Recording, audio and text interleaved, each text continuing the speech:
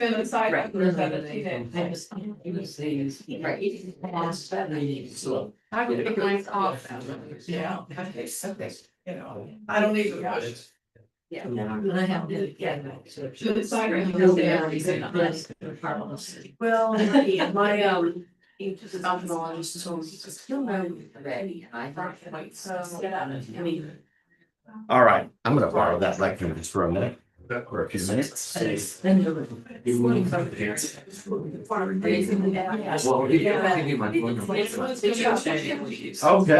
well, are y'all ready to get this party started? Oh, yes. We're small and mighty today, and I know that everyone else will catch up on this episode today by watching it on YouTube. Just a reminder to everybody that we do record it on YouTube. It is live on YouTube, but most of all y'all are off camera, except for the tops of y'all's heads. And anything you say can and will be recorded, but not necessarily held against you. Let's do some introductions. So today you are going to say your name. And we're going to start with Kitty, and then we'll come down to Joe, and we'll work our way to the front. What is your name? And what one school supply could you not live without? A school supply that you couldn't live without. My name is Kitty. A mechanical pencil. Go ahead, Joe. I'm Joe, and I guess it was a pencil. I'm Linda, and I've been crayons. I'm Carol and I want my lunch box. I'm Nancy, and I would also choose pencil. I'm Steve and I like scissors, but my wife could not deal without colored pencils.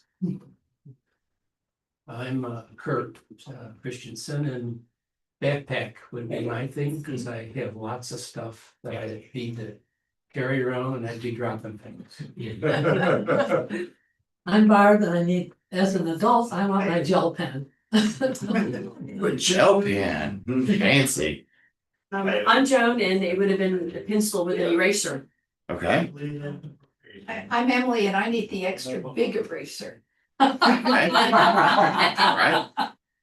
I'm with them. I need the eraser and maybe a pencil to go with it. Okay. Yeah, and I'm David, and I have my own mechanical pencil. Yeah, I don't go without it. Wow, we're really dating ourselves here. What was life like before the mechanical pencil? Right. I'm Josh, and when I think of school supplies, I feel like I can like the pencil bag. I feel like I can smell the pencil bag and all of those. So it's the eraser, the pencil, the scissors, the protractor, the compass, like everything together. And it's that smell of the pencil bag. And it was nice and tidy also. And that's also important. Kathy, can you hear us? Yeah, she's muted. She's muted. He is muted, yeah. That's okay. Kathy couldn't join us today. She's not feeling. Oh, there she is. Oh, hello. What a fine view of downtown Austin. Okay, I'm unmuted Yes. now. We Okay, can hear you. Kathy, so the question is, what is your name and one school supply that you couldn't live without? oh, my name is Kathy Roberts, and I guess the school supply I couldn't live without is a fountain pen. A fountain pen. Woo. Mhm.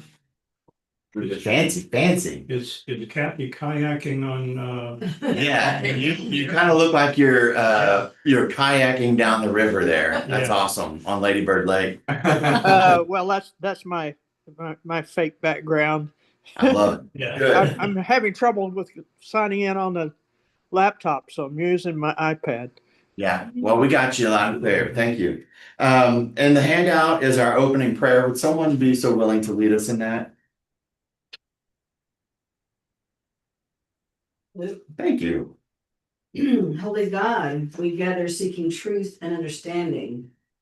Quiet our distractions, soften our assumptions, and prepare us to hear what you would have us know. Be with us now Amen. Amen. Just a reminder that our class covenant is there. Those are our 7 points of kind of guiding our conversation. This is the way in which we practice hospitality and reflect Christ's love, and especially in topics and conversations where we don't always find ourselves in agreement or in alignment. And we also want to extend that hospitality to each other.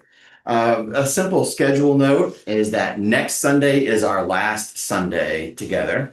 And I'm excited about it. Our grand finale public speaker is Dr. AZ, who is the superintendent of Round Rock Independent School Districts and the board president for the our Round Rock ISD Board of Trustees. They'll be our special guests and our grand finale next week.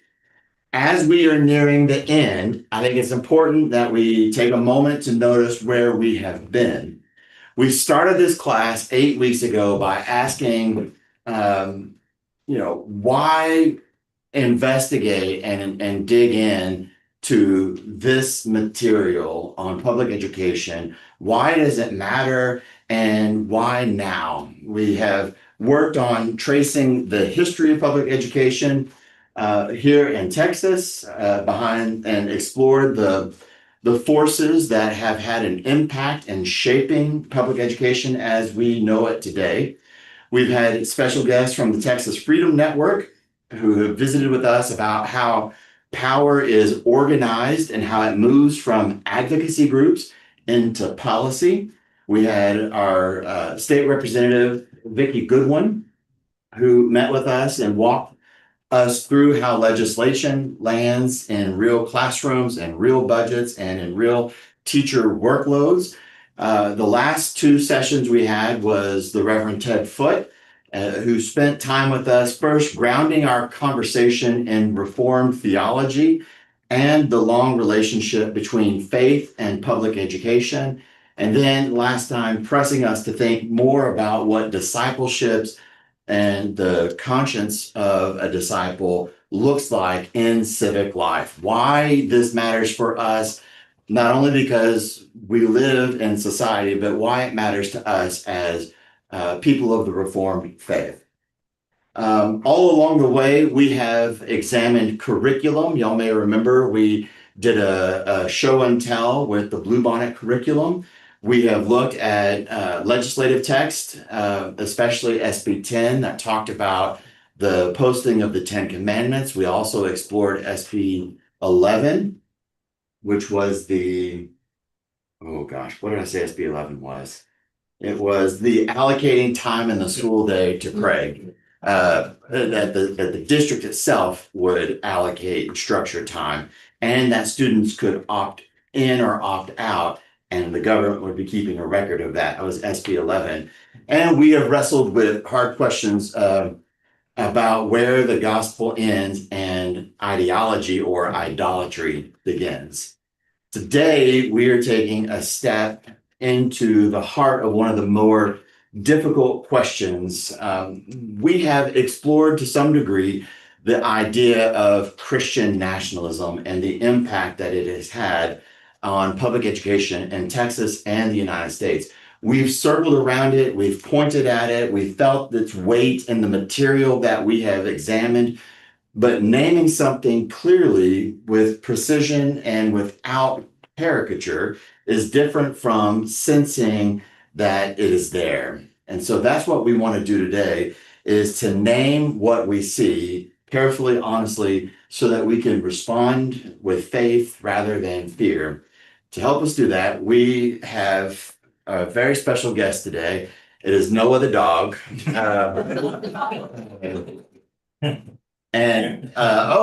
Ted Foote. Hello, sir. Glad that you could join us.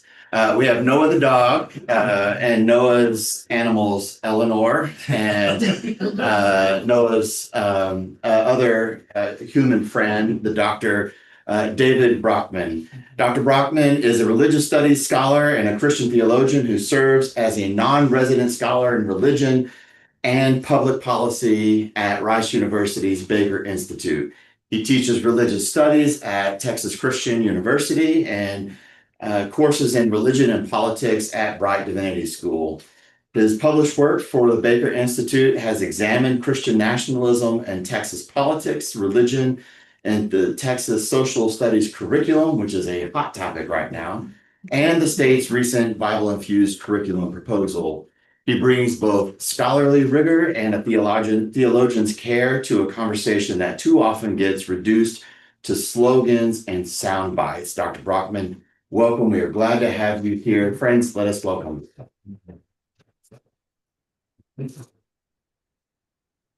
And I get to be your Vanna and change the slides. Okay. Well, thanks, Pastor Josh, for inviting me to speak with you today. And as Pastor Josh has mentioned, this is Ellen Forfang Brockman and our trusty pup Noah here. And thank you. It's good to meet all of you today. And thank you for welcoming us to your lovely church.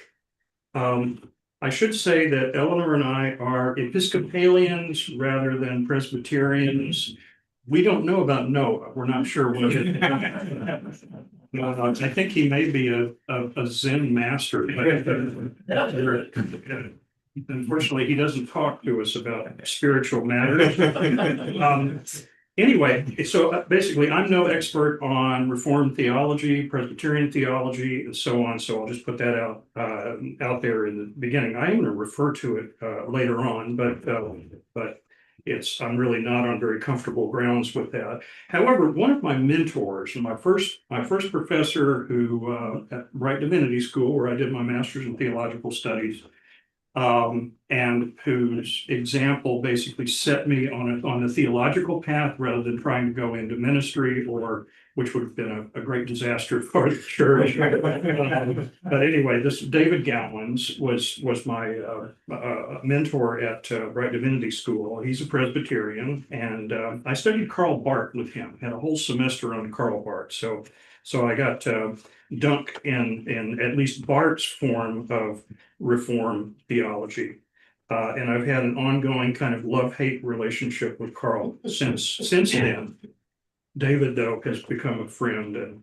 And anyway, Pastor Josh asked me to discuss how I define Christian nationalism and what that definition rules out, where I see its influence in current Texas public education debates, and how Christians who love both their faith and their country can discern the difference between public faithfulness and nationalist ideology. So those were what Josh asked me to look at. And my focus will be on Texas, since that's what I study. And there are some national implications, but I won't really get into those very much. So first of all, what is Christian nationalism? And go ahead. Here you go. Let's see. There we go. Here we go. Okay, so it's just a working definition. Give us a sense of what it is we're talking about. We can understand Christian nationalism as a religious political ideology and movement that claims that America was founded as, and should be today, an explicitly Christian nation governed by Bible-based law and public policy. And it's associated, Christian nationalism is associated with beliefs like these, and you can go ahead and put all 5 of them up here. That's it. Okay, these are actually from a 2023 Public Religion Research Institute, or PRRI, survey, which I'll talk more about in a minute. And this is that Christian nationalism is associated with claims like this. The U.S. government should declare America a Christian nation. U.S. laws should be based on Christian values. If the U.S. moves away from our Christian foundations, we will not have a country anymore. Being Christian is an important part of being truly American, and God has called Christians to exercise dominion over all areas of society. The strongest proponents of Christian nationalism will hold all of these values here. Make all these claims. Less fervent supporters may believe some of them, but not others, and so on. So in the PRRI study, I'll show you in a minute, will reflect that. Okay, I've been studying Christian nationalism since 2014. Back then, there weren't all that many of us paying attention to it. When I tell friends and colleagues what I was working on, many would say, Christian nationalism, what's that, right? And that all changed in 2021.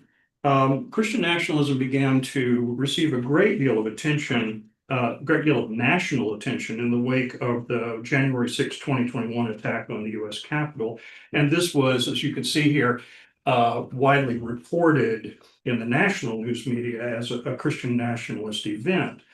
But here in Texas, Christian nationalism has been forced for more than two decades, really 3 decades now. And I've been researching it and writing about it for some years. You go ahead and put these are just some of the pieces here. So that's the study that well, at that time I was calling it Christian Americanism. Some of us were using that term, but we've all kind of switched to Christian nationalism since then. So for the Baker Institute. Anyway. All right. So let's go to the next slide, setting the scene. Before we look more closely at Christian nationalism, let's set the scene by briefly considering the nation that we live in today and how we got here. So if you would, next slide. These are some worship centers from Fort Worth, which is our hometown. And if you drive around our hometown in Fort Worth, or you drive around Austin, or any populous Texas city, you'll see Muslim mosques, Hindu and Buddhist temples. In fact, this temple here is the Huangdao Buddhist temple, which is a mile south of our house over in East Fort Worth. And did any of you hear about the Peace Walk? Okay, it started there. That's where the Peace Walk started. Anyway, Hindu, Buddhist temples, Sikh gurdwaras, Jewish synagogues like Bethel, which is over here on the lower right, as well as Christian churches of all sizes and varieties, like First United Methodist and St. Patrick's Catholic, and Sunshine Church of God in Christ, and down at the bottom, African American Church. And as for Christianity, alongside Christian denominations that came over from Europe, like the Episcopal Church or Presbyterianism, the nation has seen the birth of completely homegrown Christian groups, like the Church of Christ, the Disciples of Christ, Mormons, Jehovah's Witnesses, Seventh-day Adventists, various holiness and Pentecostal groups. And all of these groups, Christian and non-Christian, have taken advantage of what was, at the time our Constitution was created, a truly revolutionary feature of our system, separation of church and state. Now, this constitutional principle, separation of church and state, sometimes called church-state separation, is widely acknowledged by scholars and jurists, and it summarizes the founders' approach to relations between government and religion. One mark of this principle is the Constitution's prohibition on religious tests for public office. So in order to, let's say, become mayor of, what are we in, Cedar Park? Okay, in Austin. So if you want to be mayor of Austin, you don't have to, for example, swear that you believe in the Trinity, or the doctrine of the Trinity, or some other thing like that, which was a common practice back at the time the Constitution was drafted. So we have a constitutional prohibition on that, and of course we have the First Amendment, which is here, and this prohibits government establishing an official religion. That's the Establishment Clause. And it guarantees that the free exercise of religion, which is the Free Exercise Clause. Now, many Christian nationalists dismiss church-state separation as a myth. They note that the words separation of church and state can't be found anywhere in the Constitution, and they're absolutely right about that. However, there are other widely acknowledged constitutional principles that also aren't explicitly mentioned in the Constitution, like federalism, separation of powers, checks and balances, which are, again, widely recognized, and all of which, like church-state separation, are most definitely there, even if they're not explicitly mentioned. And through church-state separation, the founders created a free market of religion, or for religion, where various religious groups vie for members without competition from a state-funded monopoly state religion, like the Church of England was in the 1700s. As America has grown more religiously diverse, the founders' decision to separate church and state looks increasingly wise. Just imagine the mess if the government tried to foist one religious group's beliefs on such a varied people. Okay. Yet that, in essence, is what Christian nationalism seeks to do. So, The worst thing. let's get better acquainted with this ideology and movement. The term Christian nationalism, and I'm glad Josh mentioned the need for more precision in the use of the term. That's it's very apt, very timely. The term Christian nationalism gets thrown around a lot today, and is sometimes used pretty loosely and in a sort of cavalier manner. Sometimes folks who advocate some policy on Christian grounds are labeled Christian nationalists. Okay. Sometimes the term becomes nothing more than a cudgel to bash people the speaker disagrees with. And unfortunately, I have some friends who tend to do that. They'll say, oh, Christian nationalists, and so on. We need a bit more precision than that. So in order to understand what Christian nationalism is, it's important to understand what it's not. And this slide points to a very good op-ed in the New York Times from 2024 by author David French. And French notes that it's not Christian nationalism for Christians to participate in politics. It's also not Christian nationalism to advocate particular laws or policies on Christian grounds. Christian political activity in and of itself is not Christian nationalism, and it's not Christian nationalism for Christians to vote their consciences.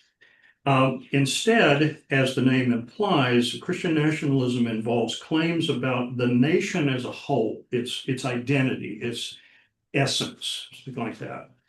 Now, one might call the US a Christian nation in a demographic sense. Christianity in its various forms has long been the majority religion and is still today. 62% of Americans self-identify as some form of Christian. This is from the 2023-24 Religious Landscape Survey published by Pew Research. Now, 62%, that's a clear majority, but then you have, 36% who aren't Christian, right? So you've got that in there as well, a third to maybe 40%, something like that, that are not Christian. So that's good to keep in mind. However, it's clear from the writings and statements of influential Christian nationalists, and I'll show you a few in a moment, that the ideology is not mainly about demographics. That is, it isn't just, yeah, we're a majority Christian nation, therefore it's a Christian nation. So that's not really what it's about. It's instead a political movement. It's about control, power.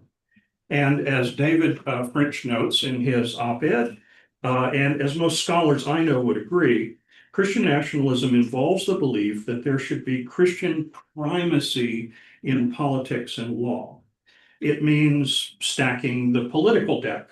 It means putting a thumb on the scales in such a way that Christianity governs law and public policy.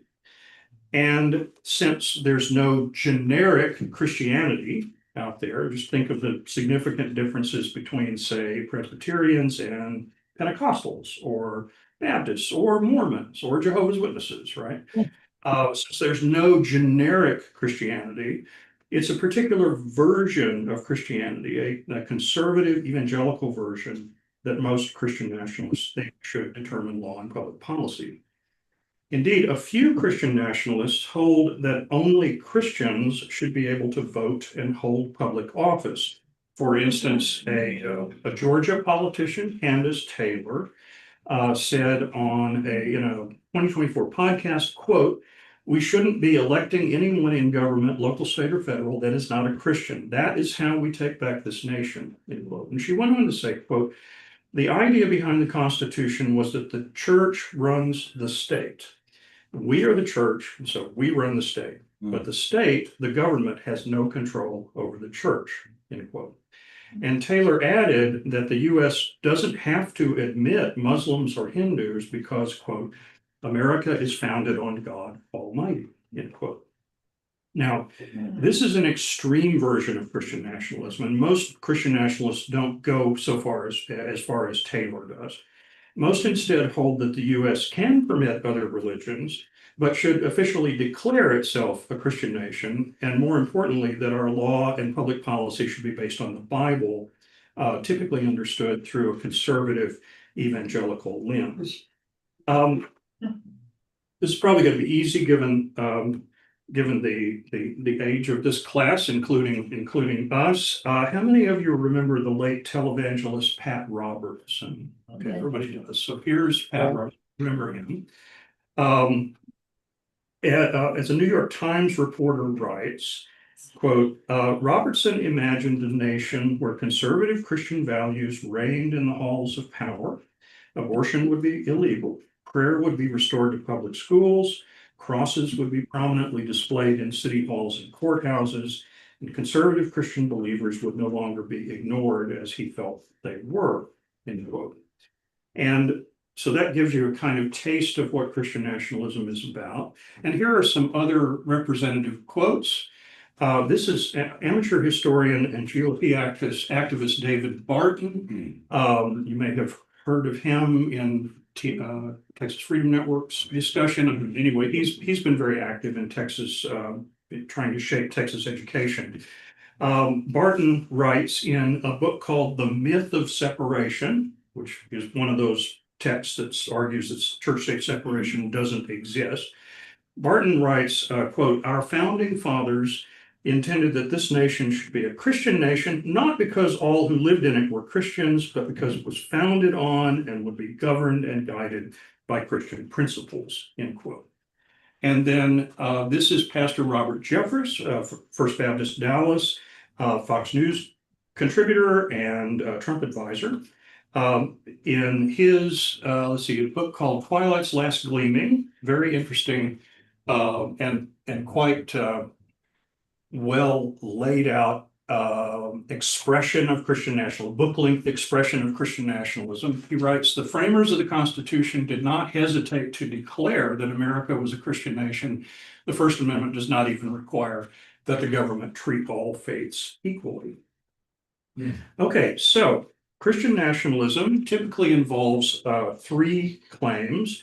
One, that America's founders, those figures like Jefferson and Franklin and Washington, someone who established the US and its way of government, that the founders intended the US to be a Christian nation guided by the Bible and conservative Christian teaching. Second, that the nation has tragically and sinfully departed from the founders' original intent. More about that in a moment. And finally, that the US should become a Christian nation once again. In other words, Christianity should have a privileged status in shaping law and public policy today, the thumb on the scales. So who holds this ideology and how widespread is it? Remember those 5 claims, Christian nationalist claims that I mentioned earlier. Here they are again. So government should declare America a Christian nation, laws based on Christian values. We won't have a country anymore if we move away from Christian foundations. Being Christian is an important part of being an American, and Christians should exercise dominion. A nationwide survey of Christian nationalism, this is the one I talked about before, 2023, PRRI and the Brookings Institution together. This is the title of it, Christian, it was a survey results. And these are the survey results. This is one of those awful, overly busy slides that nobody can possibly understand by looking at it. So what I'm going to do is briefly explain what's going on. It's kind of what to look for in this slide. So first of all, you have, so this is based on a survey of 6,000 Americans, and it's a PRRI does good survey work. They're very careful about their sampling. Over on the left over here, you have different groups, religious groups, white evangelicals, first line, and then we have other Protestants of color, Hispanic Protestants, Latter-day Saints, Black Protestants, white mainline Protestants would be right here, around towards the middle, white Catholics, and so on. Now, the important thing is to kind of watch the way those bars slant, the orange and pink, orange. It's orange, right? Okay. So I've been calling it yellow, and my wife, who's an artist, recommended okay, the orange and pink. Note that those bars there, that's really the pretty much the only one where there's a clear majority of adherents and sympathizers. So these are people who adherents are the ones who hold to all 5 claims that we had earlier. And sympathizers are those who hold to most of them, but not necessarily all. Okay, so that's the way they did that. You can see that white evangelical Protestants are the strongest supporters of Christian nationalism. Everybody else, as you go down, the support is much weaker. It's there, but it's weaker, much weaker. So that's really the reason for putting up this awful, busy, horrible slide. But anyway. So, I have a question. really, yes. I have a question on that.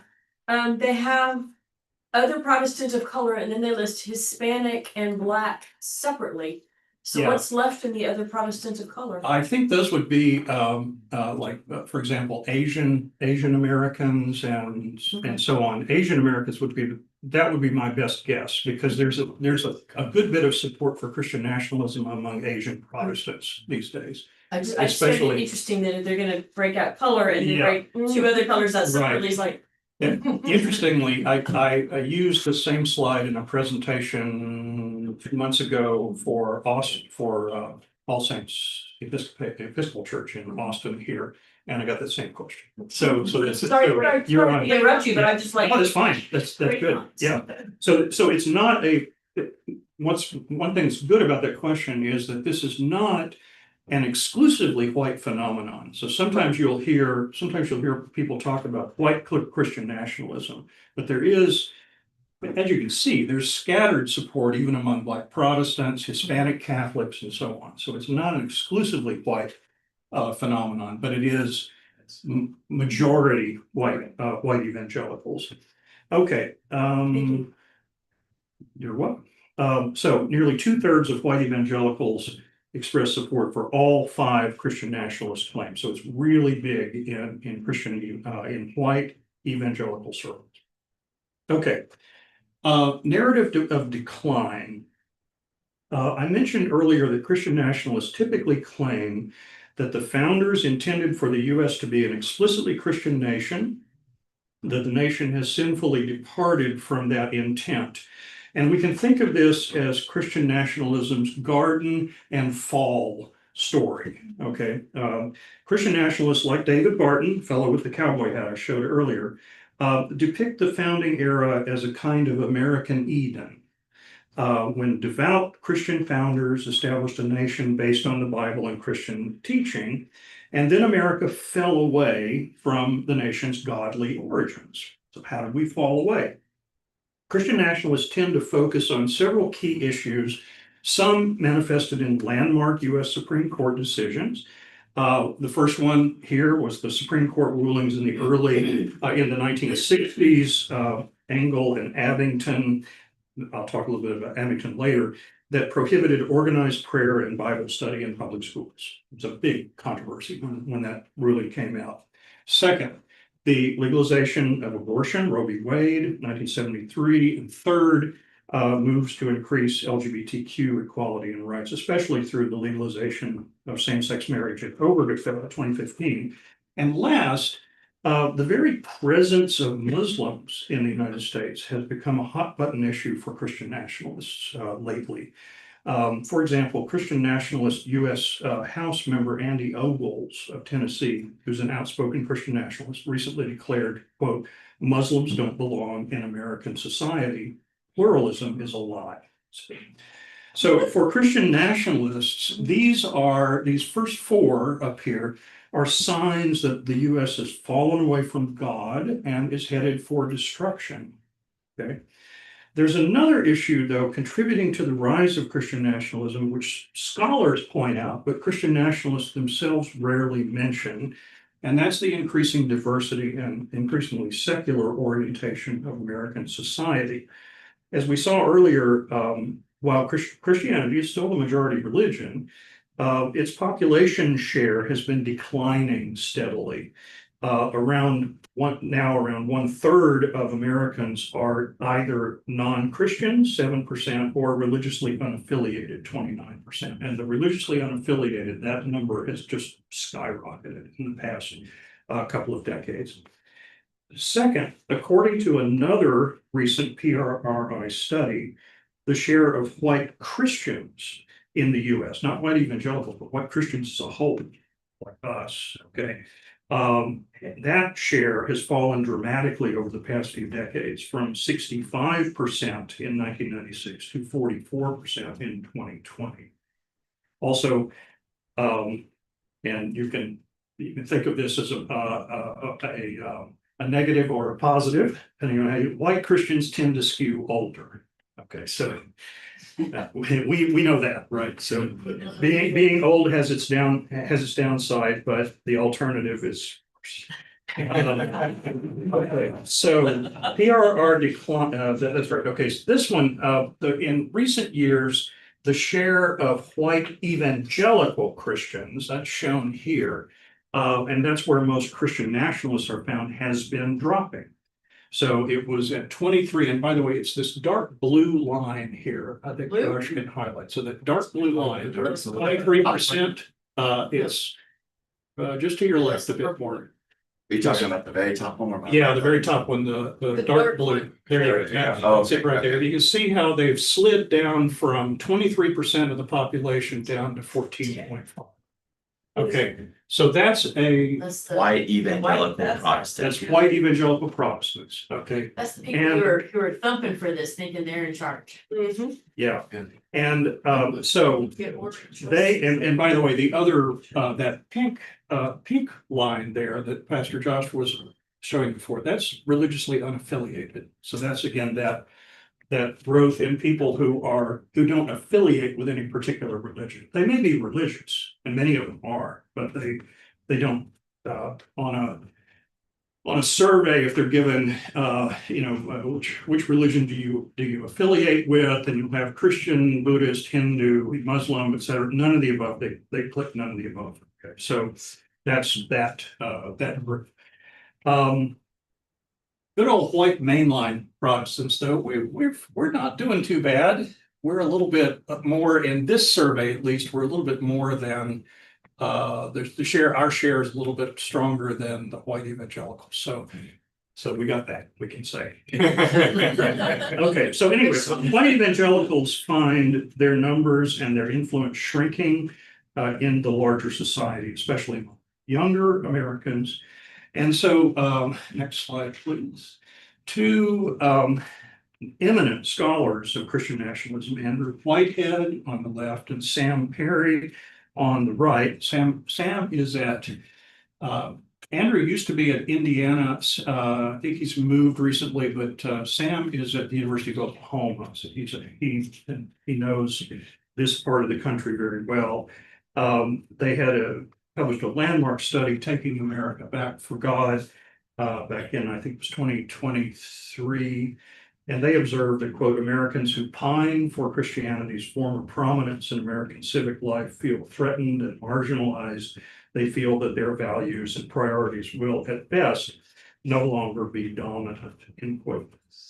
So Christian nationalism then is about control, about power, who will control American civic life, law, and policy, who will decide what kind of society we will be. Okay, so education. For Christian nationalists in Texas, the question of who will control civic life, law, and policy is largely concerned who will control public education, what students learn and teachers teach in public schools. And as mentioned above, one of the marks for many Christian nationalists of America's alleged fall from our allegedly godly origins are those Supreme Court rulings in the 1960s that prohibited required devotional activities in public schools. Rulings that, in a common Christian nationalist phrase, which you might have heard, kicked God out of the schools and outlawed prayer in public schools. Maybe you've heard those claims. So alongside their efforts to restrict reproductive and LGBTQ rights, Christian nationalists have focused a lot of attention, energy, and resources on, so to speak, putting God back in the schools. And these moves have been widely publicized in Oklahoma, Arkansas, Louisiana, but have been particularly sweeping here in Texas. Y'all have looked at a lot of that. Before we get to those efforts, though, let's deal with the Christian nationalist complaint about religion in public schools, specifically what those Supreme Court rulings actually did and didn't do. So first, the Supreme Court did not ban voluntary prayer. That's why we see, for instance, student-led see you at the pole activities you might have heard of, student prayer around the flagpole, usually before or after school. The court did ban official or required prayer. Also, the court didn't ban studying the Bible in public schools. Indeed, writing in one of those landmark rulings, and this is the Abington v. Shemp, in case you're interested, in 1963, Justice Tom Clark noted, quote, "One's education is not complete without a study of comparative religion or the history of religion and its relationship to the advancement of civilization. The Bible is worthy of study for its literary and historic qualities. Nothing we've said here in this decision basically outlawing required Bible study in public schools. Nothing we've said here indicates that such study of the Bible or of religion, when presented objectively as part of a secular program of education, may not be affected consistently with the First Amendment," end quote. And as that quote shows, the court did require that any study of the Bible or other religious texts must be non-confessional rather than devotional. Okay, non-confessional rather than devotional. So basically, public schools can't promote religion or any particular religion in order, as First Amendment scholar Charles Haynes puts it, to guard against, quote, state imposition of religion in public schools, end quote. And this is especially important given the increasing religious diversity of the U.S. Public schools, as you know, are called to serve students of all faiths and no faith, right? And so education policy that attempts to promote one religion over others can result in non-Christian and non-religious students, parents, and teachers becoming outsiders in their own public school classrooms. And that's a danger. And indeed, Justice Clark mentioned the need for study of comparative religion in public schools. He said that's okay as long as it's done objectively, neutrally. And given the diversity of religious beliefs and practices in today's U.S., many scholars have argued that public schools should teach students about religion and about the major religions in the world. I'm a big proponent of that myself. But they have to do it in a way that's religiously balanced, does not privilege one religion over others, non-confessional, it doesn't promote the beliefs and teachings of any religion, has to be accurate, and age appropriate. That's very important. However, Christian nationalist politicians and activists appear to have something quite different in mind than religiously balanced and non-confessional study of religion. So recently, Texas State Board of Education member Brandon Hall at the top advocated, quote, bringing the Word of God back into schools in a meaningful way for the first time in decades, end quote. And Galveston State Senator Mays Middleton recently said, quote, our schools are not God-free zones. We are a state and nation built on God, in God we trust. There's no such thing as separation of church and state in our Constitution, end quote. And it's clear that controlling education is crucial to Christian nationalist efforts to, as some put it, take our country back. And in recent legislative sessions, as the Texas Tribune reported, Republican lawmakers have passed legislation, quote, promoting a conservative brand of Christianity in public education and testing the legal limits of church-state separation.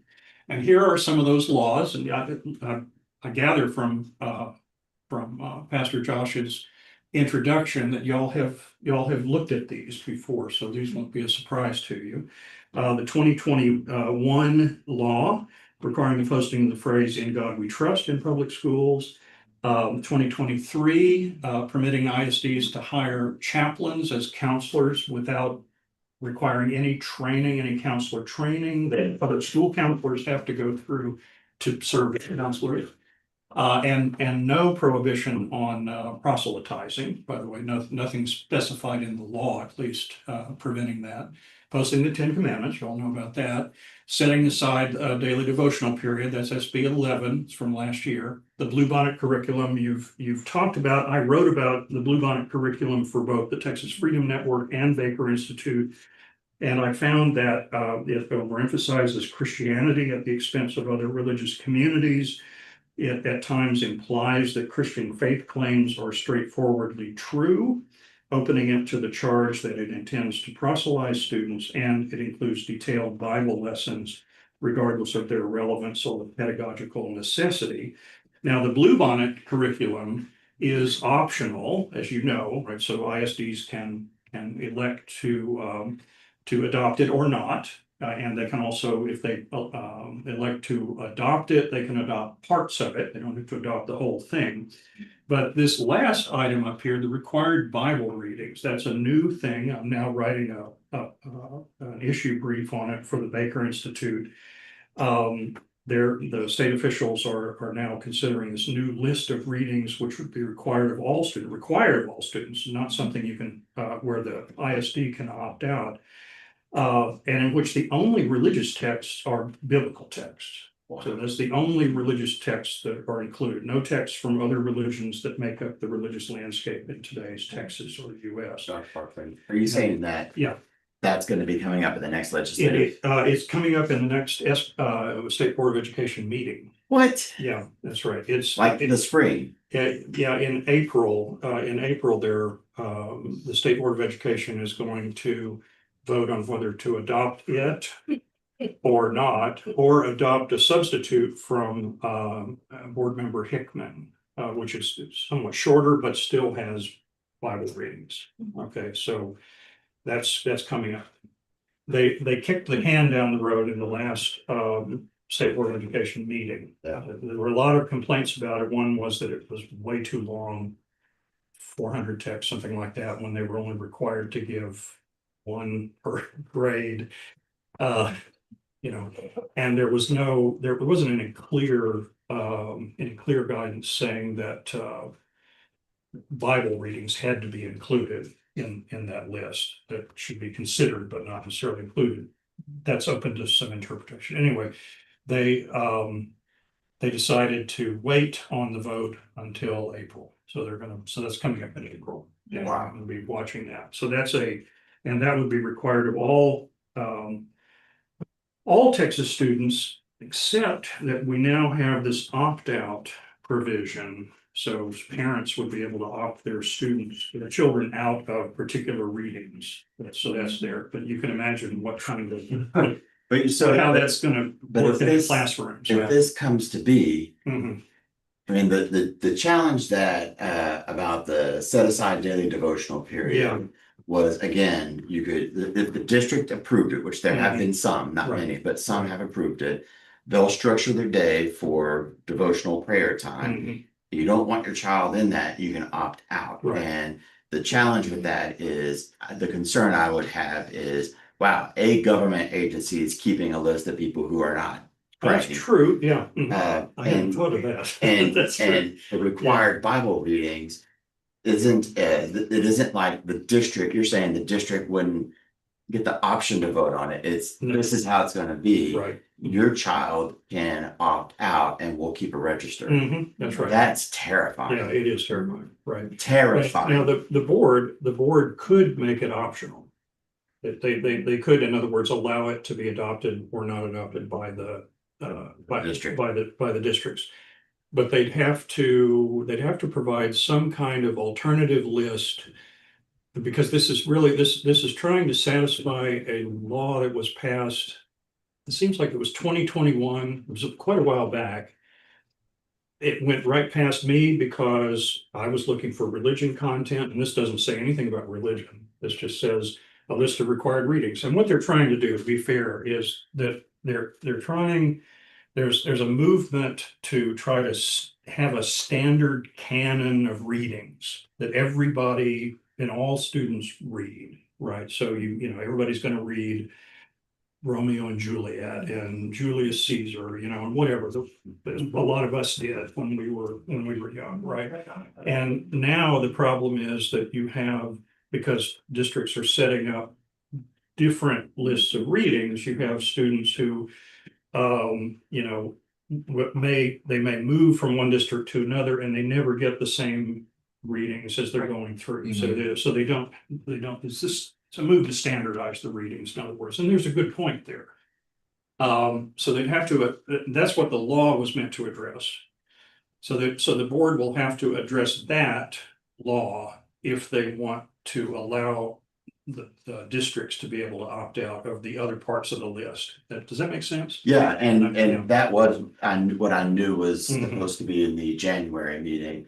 Which part of the pushback on that is that curated list of readings. Predominantly white. It is European, predominantly, almost exclusively male. Right. And that's been the big issue. I didn't know that this was in there. I'll go back and look. Yeah, it's a very Eurocentric, well, Western Civ centered, you know, list. But that's the way they've been going for years now with the social studies curriculum as well. So this is that same orientation. Anyway, this is something to watch here. And it will, I guarantee you, this is going to be subject to a court challenge if it is approved.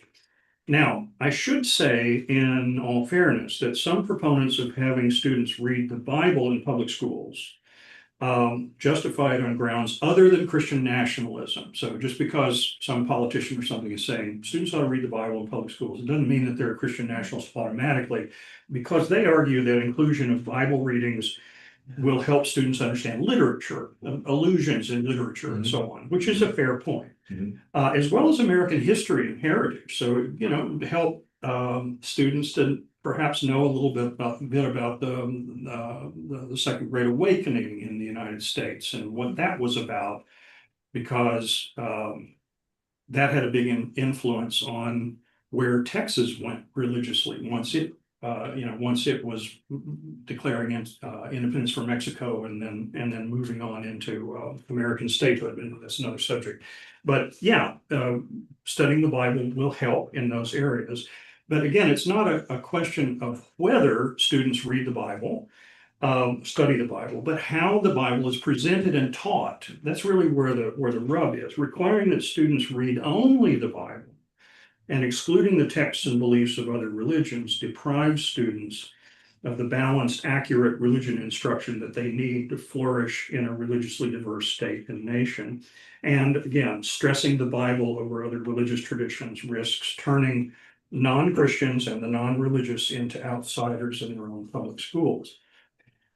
But then perhaps that's what Christian nationalism is all about. If you go to the next slide, remember Pastor Jeffress up here in his statements, the First Amendment does not even require that the government treat all faiths equally.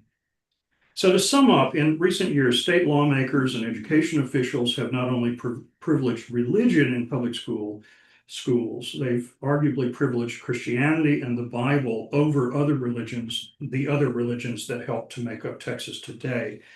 The Christian nationalist agenda to achieve Christian primacy over law and policy, as David French puts it, appears to be coming to fruition here in Texas public schools. So finally, last question, and then I'm looking forward to the Q&A. With that, Let's turn to the question that Pastor Josh mentioned before. How can Christians who love both their faith and their country discern the difference between public faithfulness and nationalist ideology? And I'm going to address this with 4 observations, not really an argument, not really an answer necessarily, but just observations. You all can do with these as you will.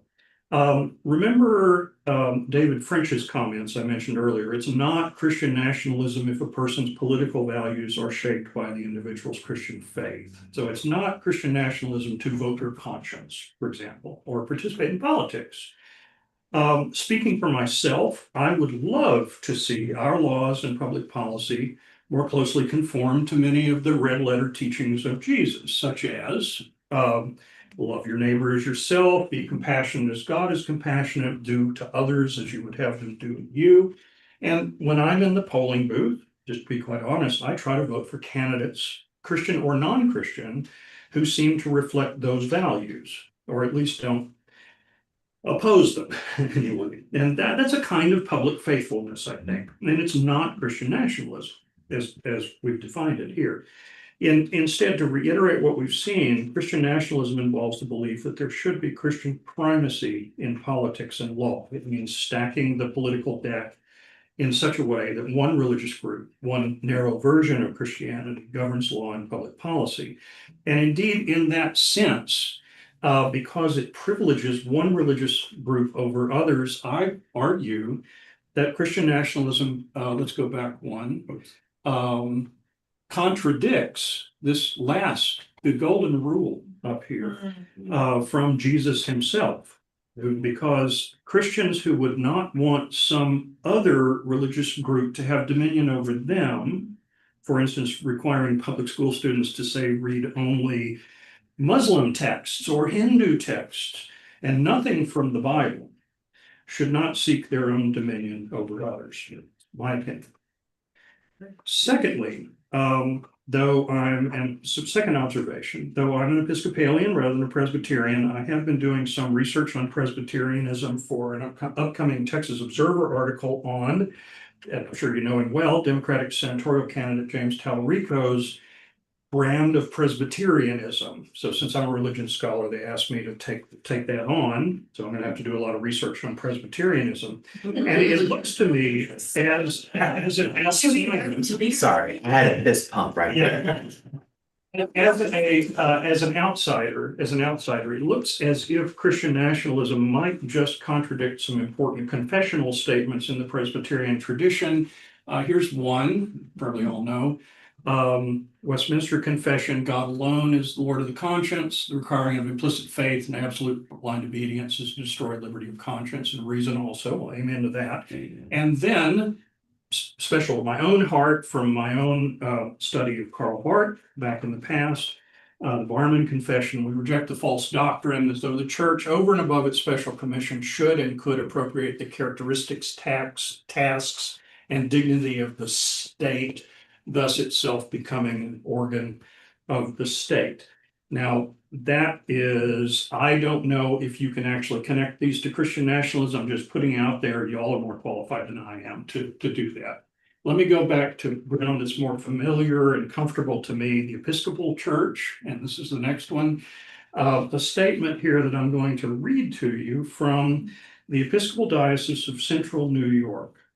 And they say, quote, the claim that America was founded as a Christian nation designates people of other faiths and of no faith as second-class citizens in their own country, rather than seeing the beauty in the wide variety of humanity in America. Christian nationalists single out one segment of society and hold up those who espouse an abridged version of Christianity as the exemplar for all. Furthermore, Christian nationalism is about exclusion, and so runs against Jesus' inclusion of all people. In the Great Commission, at the end of Matthew's Gospel, Jesus sends the disciples out to all nations. In the parable of the Good Samaritan, Jesus answers the question, who is my neighbor? In making the hated outsider, a Samaritan, the hero of his story, Jesus is turning our world upside down. Our neighbor, according to Jesus, excuse me, is the other, the enemy. It is the Samaritan who bound up the wounds of the robbery victim left for dead on the side of the road, not the respected religious leaders who passed them by. Who is my neighbor? Anyone and everyone, end quote. I wish I'd written that. Finally, what does Christian nationalism say about the gospel? Christian nationalists claim to be speaking for all Christians, and they're getting a lot of media coverage, and their message is very much about power and control, which religious group will have dominion over law and public policy. Is that consistent with the God we Christians confess?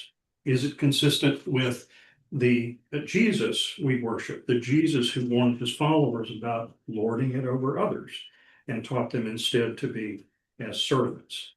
And that's something to think about. So I'm going to leave, if you'll go to the next slide, Josh, I'm going to leave my Baker Institute info up there in case you want to check that out. And while we move to Q&A, and I think we have time. You're doing great. Okay. Doing great. So thank you very much for inviting me to join you and for listening to this talk, and open for questions. Before questions, I'll just simply say, Ted, you can back me up on this. Excellent citations from the Westminster Confession and the Barmen Declaration. Okay. Those are great. And I will wait with salivating bated breath to see what you have to write about old Jamestown. Oh, okay, yeah.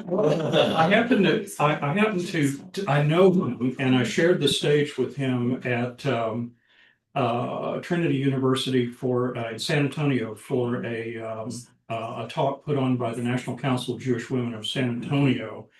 And he and I were speakers alongside the Rachel Lazar, who's the president of Americans United for Separation of Church and State. And James, the first time I'd met James, and he is, I was impressed. I was really impressed. I mean, I've met a lot of politicians in my time. I found James to be calling him by his first name like that, like we're big buds. But I found him to be just one of the most genuine people that I've met before, politicians that I've met, and a real warm, funny kind of person. So, whether this is not a paid political ad for James Calvary, but I'm glad he's running. Yeah, It's a good thing. absolutely. All right, questions, please. Yeah, and I'm going to sit down if you don't mind. It's just that bad knees for too many years. Yes. Given the demographics you showed with the decline of Christian National and the increase of non-affiliated, Mhm. why are the Christian Nationals having such success with our Yeah. policies? Yeah, that's a great question. And, there's a whole lot that's involved there. Oh my goodness, let's see. So I teach a course in religion and politics where we go into some of these kind of dynamics, not about Christian nationalism in particular. We cover it, but we don't go into this kind of detail. Because it's kind of dangerous these days to cover things like that among undergrads. But there are several things going on here. One is that we have the religiously unaffiliated are not organized in any way. Okay, they're just out there, and they're kind of like leaven through the population in the loaf of the population. Boy, there's a metaphor. Anyway, so they're out there, but there's no infrastructure to represent them where they can represent themselves. And so that's a very disorganized part of the population. Whereas Christian nationalists and white evangelicals generally have on their side, they have mega churches like First Baptist Dallas, and the gateway churches you probably heard about, and I'm sure you all have some here in the Austin area, where they have huge membership, huge attendance, and they also have mass media resources, lots of money, and they are able to put out their message, and they're able to get out the vote very, very effectively, especially with the kind of relaxation of the Johnson Amendment, enforcement of the Johnson Amendment, which supposedly prevents religious leaders from endorsing particular candidates from the pulpit. Robert Jeffress, let's see, who was the pastor Jack Graham up at Prestonwood Baptist in Dallas, or well, near Dallas.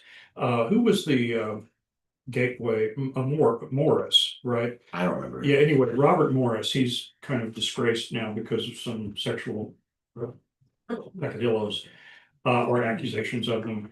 They were, they were effectively endorsing candidates from the pulpit, and so there's a lot of money there. Also, another source of money for these is Dan and Ferris Wilkes and Tim Dunn from the who are oil and gas billionaires and Christian nationalists and religious fundamentalists who have been putting a lot of money into the candidacies of different candidates that support their particular view. So it's partly Money. it's partly money, it's partly resources, other resources like infrastructure, and then there's gerrymandering, which doesn't help others to get involved. Our district's just been gerrymandered, and so we're now in this strange district that has a little bit of African American community. It used to be a very strongly African American community, and reliably voted Democratic. And now it's kind of strung out with a lot of suburbs and so on. So they've been very clever in all of that. So resources, gerrymandering, money, so on. I think that's really the reason. They're not, obviously they're not a majority, right? So, but they are able to use the system in some very smart ways. And there was one more thing I should say, is the Republican Party did a very wise thing back in the 1980s and early 90s. They had this was around the time that Bill Clinton won the White House, and they did some self-reflection, and they recognized that perhaps they needed to focus more on state and local races, including school board, state board of education, all around the country. And they put an organized push into that in getting people elected to smaller offices rather than focusing on the national. And they took over the school board, state board of education here in Texas in the 1990s. They took over local school boards. They took over county commissions. They just have been really, really smart, and they're able basically to effect a kind of minority rule in places like Texas, So anyway, I hope that's helpful. Yeah. What gives you hope? I mean, Ah, not just like God, the arc of justice is gonna be, like, No, what are right. the groups, the concrete things that give you Mhm. hope and that we could help support and, yeah. Yeah, right. That's a really good question. Okay, well, one thing, I'm sure Eleanor is going to be interested in my answer to this because she deals with my stress and anxiety. What did he do today? You won't believe what he did today, and so on, that kind of thing. But there are my students. One thing that's really helpful to me is teaching undergrads. Okay, and when I started out my theological career, I was expecting to teach in a seminary. That's really what I wanted to do. Was early on, was teaching a seminary, teach seminarians, eager seminarians who were going to go out and spread the word of God, et cetera. And that didn't happen for a whole lot of reasons. Job market is horrible, one thing, but it didn't happen. And so I wound up teaching undergrads. And I found over the years that there are the undergrads really are a good kind of they're a kind of representative sample of what the United States is like these days. My student body is the TCU student body is quite diverse. Not as diverse as UT, for example, but it's pretty diverse. And they also don't fall for a lot of the stuff that's out there. They're a little bit more skeptical about what they're being told and so on. So they give me hope. And I asked them to wrestle in my religion and politics class. I asked them to wrestle with a lot of these kinds of issues. And I'm impressed with how sort of fair-minded and how inclusive they are. I guess that's really what I want to say, is that they're inclusive. They're not, there are a few who are quite condemnatory towards people whose lifestyles or ethnicity or whatever are not like, there are people who don't look like them, essentially. But that tends to be pretty rare among my students. So I tend to have more faith, I think, in the next generation, or in the, what is that, Generation Z, whatever it's called these days. If they can continue down that path, if they don't get corrupted or something, I think we're gonna be okay in our twilight years. Let's get one more, Yeah. Steve. I was just gonna, quick one, PRRI. Public Religion Research Institute. Can you give me any more about that? Information about them. Yeah. They are let's see, they are run by their CEO, I think he is Robert P. Jones, who is a sociologist of religion.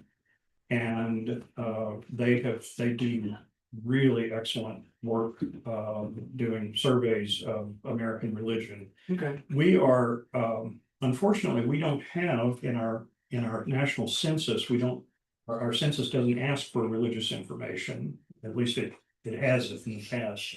So we don't have really sound, reliable information about religion. So it's up to Pew and PRRI and sometimes, who is it? Well, I want to say Lilly, but that's probably not. Anyway, PRRI and Pew are the ones I rely on, but they're having to do samples, and so on. And there's also been this changeover because Americans have changed, and a lot of us don't have landlines anymore. The survey business has had to change. So now you have the latest Pew Research Religious Landscape Survey actually says don't compare the figures from 2024 with 2014 or 2004 because the data collection method has changed radically. So that's unfortunate, but it's just a life. Yeah. So we don't have a landline anymore either.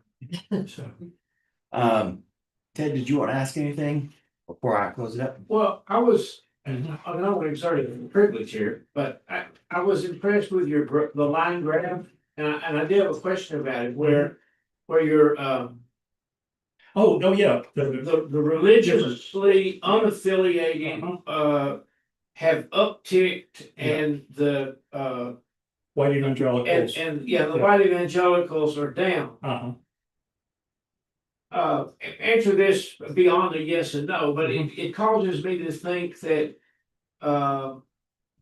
that's why somebody like James has almost created a panic on the part of the what do you call them? The white evangelical. White evangelicals, because Right. they've known that number's decreasing. They keep their own inside statistics. Sure. And now they're worried that that's gonna become public. And that's existentially threatening to them, I would think. I would think so too. It's not November 3rd yet. Right. The pudding is not out on the table. I get all that, but Yeah. I took notice when you put that up because it's just something I kind of wondered about. And just all my stuff is anecdotal. Yeah. And the stuff about polling is certainly out there. Ask Jasper Right. Crockett about polling. That's right. Yeah. Exactly. Yeah. And I think you're right. There is a kind of fright factor in here. So somebody talked about it as basically white evangelicals trying to hold back the tide, right? Trying to push back the tide like this, Of course, that's not going to work. But there is a real existential threat for white evangelicals, just as there has been for white mainline Protestants and so on. We've all seen the decline, and that's happening with white Christianity generally. No, I think you're right though about that. One thing that's interesting, I do, unfortunately or fortunately, I do spend time on social media looking at certain people, and there's one person in particular that I pay particularly close attention to, who's running for public office right now as a Republican.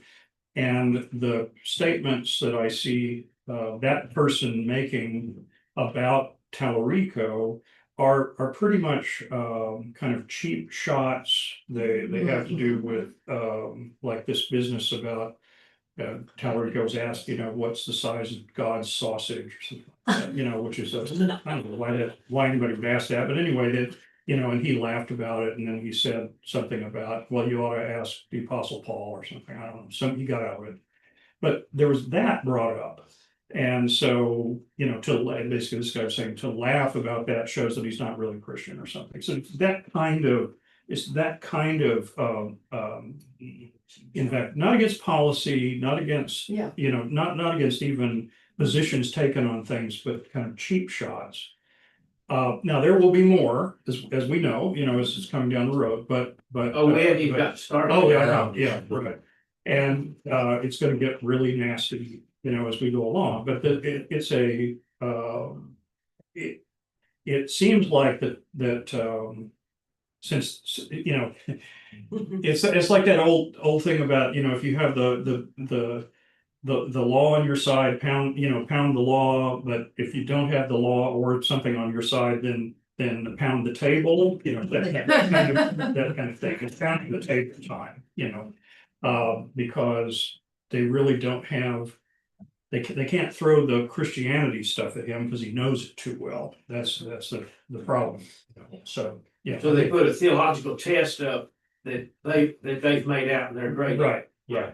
And I think that's one of the things that we're maybe seeing is that in the public in general, there are people who had given up on organized religion and maybe religion, whose ears are really taken that somebody can speak to them and their issues and have a totally different take from the Christian action. By the way, Robert, I hope, let me just this one thing. Robert Jones was in a panel discussion at SMU, and I got to meet him and talk with him over dinner. But Robert Jones is PRRI. That same group that we were talking about before. Anyway, Robert Jones has done a study talking about the increasing disaffection among many young white evangelicals over the politicization of the church, and that's driving away some. I'm seeing some of that in my classes as well. I was just reading a discussion post today. Somebody was talking about that, about the pastor basically beating one side, blah, blah, and you had to rely on everything that he said, and that was it, sort of thing. And now I'm thinking a different way. This is a person in his probably early 20s, so it's kind of symptomatic of a larger trend that way. The other person I was thinking of is Ryan Burge, B-U-R-G, Ryan Burge. He's doing some really good surveys on religion. So. Let me bring just a couple of points, and this is referring back to the line, not drawn to scale, okay? But this was that white evangelical line that was coming down. This is the mainline Protestant and Catholic Church that were kind of interweaving. Right. And this is the unaffiliated or the religious nuns. And the one area that two points that this graph triggered in me was in 2006, the unaffiliated and Catholics were right at the same spot on that graph. And I cannot remember when the Boston Globe had their finding on the sex abuse scandals of the church. But I wonder if it wasn't around this time. That's a good point. And then also there was another intersection where you had on the white evangelical when the Southern Baptist sex scandals came out. There was another precipitous drop on that timeline. Then, and that line this chart ended in 2020. And I'm very curious about where this is, because the other thing that's happened since this, which would have had an impact on the mainline Protestant, was the split of the United Methodist Church, which would have had an impact here. Now, from what I remembered and collected during 2020, 2021, just anecdotally, the mainline Protestant churches did well with regard to attendance, people staying engaged, but it was the white evangelical churches or non-denominational churches that really struggled with trying to get their numbers back. I just don't know where they are today.